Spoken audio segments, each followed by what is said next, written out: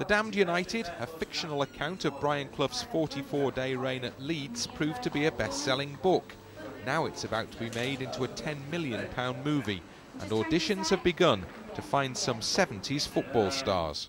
We're trying to match up the Leeds team and the Derby team and various other teams, Liverpool, from the period, the 70s. So we need to find people who can, A, play football really well so that we can, you know, use them in the matches, and B, who match up to the photographs over there. So it's quite difficult, really. Oh, and see, act.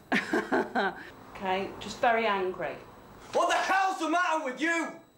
No, we're just going to go outside for about 30 minutes, half an hour, and have a couple of games of seven-a-side, basically just to see if you're comfortable with the ball. You've done your little bit inside. Simon Clifford previously worked as a football consultant on Bend It Like Beckham, amongst other films. It's a role he's now undertaking on The Damned United. Only because you haven't got a number. What's your name, son?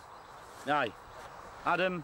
I haven't got as much time on this film as I had on Bend It Like Beckham. I had almost 2 months with Kira and Paminda before that, and then with the other girls that played the team around them.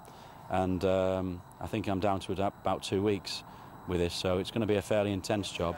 A big admirer of Brian Clough, Simon Clifford says the film should show him in a more positive light than perhaps was the case in David Peace's book.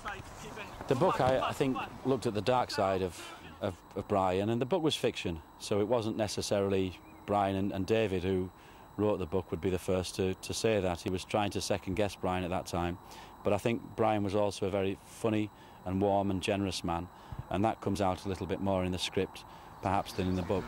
Once they've found their Lorimers, Keegans, Hintons and Hennesseys, they'll begin filming in Leeds later this month. Bryn Law, Sky Sports.